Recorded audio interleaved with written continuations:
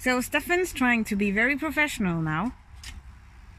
Trying out his new equipment. Hey Kitty, how are you doing today?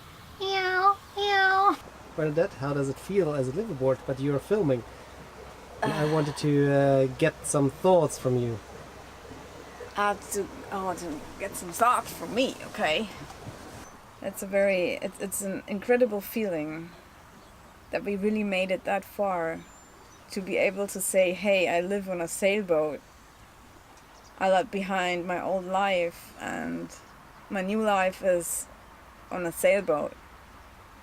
And I'm really excited about the journey we're gonna have in the future.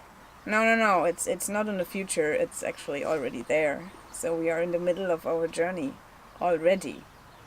These are my old working shoes. I wore them 1.5 years whenever I was working on the boat in the shipyard. They were fixed several times with epoxy. The sole is coming off and they're really falling apart, and they survived until the last moment, but I think they wouldn't do it any other day. So with goodbye from the shipyard and with the start of our journey, I'm leaving those working shoes behind.